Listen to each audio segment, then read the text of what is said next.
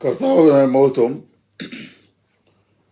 വിശുദ്ധ ബൈബിളിലെ പുതിയ നിയമ പുസ്തകങ്ങളിൽ കൂടി നമ്മുടെ കർത്താവായ യേശു ക്രിസ്തുവിനെ ഏതു നിലയിൽ പരിശുദ്ധാത്മാവായ ദൈവം വെളിപ്പെടുത്തിയിരിക്കുന്നു എന്നുള്ള ഷോർട്ട് വീഡിയോ പഠന പരമ്പരയുടെ മറ്റൊരു എപ്പിസോഡിലേക്ക് നിങ്ങൾക്കെല്ലാവർക്കും സ്വാഗതം.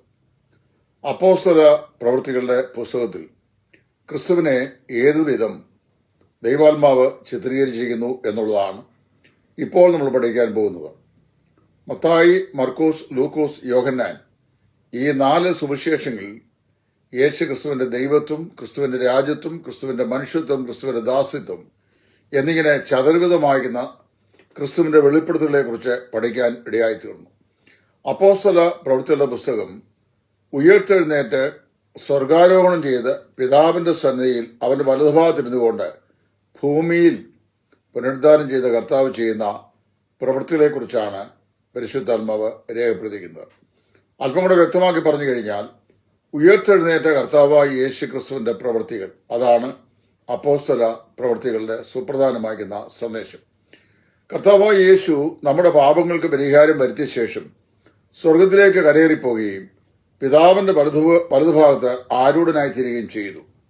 അവിടെ ഇരുന്നുകൊണ്ട് കർത്താവ് ചെയ്യുന്ന ശുശ്രൂഷ ഭൂമിയിലെ അപ്പോസ്തലന്മാരിൽ കൂടി, അതുപോലെ ശുശ്രൂഷകന്മാരിൽ കൂടി അറിയിക്കപ്പെടുന്ന സുവിശേഷ സന്ദേശവും, അതുപോലെ ഭൂമിയിലെ വിശുദ്ധന്മാർക്ക് വേണ്ടി അവിടുന്ന് ചെയ്യുന്ന മഹാപൗരോഹിത്യ ശുശ്രൂഷയും, ഇത് രണ്ടും നമുക്ക് മനസ്സിലാക്കുവാനായിട്ട് സാധിക്കുന്നുണ്ട്.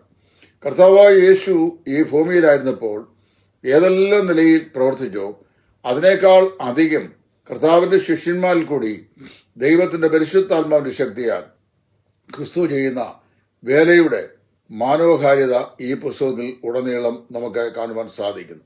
കർത്താവ് സ്വർഗാരോഹണം ചെയ്ത ശേഷം സഭ ഭൂമിയിൽ നിന്ന് എടുക്കപ്പെടുന്നതുവരെയും സുവിശേഷം ലോകത്തോട് പ്രസംഗിക്കപ്പെട്ടുകൊണ്ടിരിക്കുന്ന സന്ദേശമാകിയാൽ അപ്പോസ്തല പ്രവൃത്തികളുടെ പുസ്തകം എഴുത്തുകാരൻ അവസാനിപ്പിച്ചിട്ടില്ല.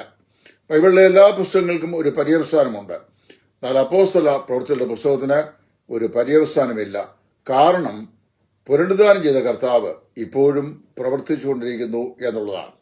അപ്പോൾ ജീവിച്ചിരുന്ന് സ്വർഗത്തിൽ നിന്ന് ഭൂമിയിൽ പ്രവർത്തിക്കുന്ന കർത്താവായ യേശു ക്രിസ്തുവിന്റെ നിസ്തുല്യമായ പ്രവർത്തനത്തിന്റെ മാർഗരേഖയാണ് അപ്പോസ്തല പ്രവൃത്തികളുടെ പുസ്തകത്തിൽ നമുക്ക് കാണുവാൻ സാധിക്കുന്നത്.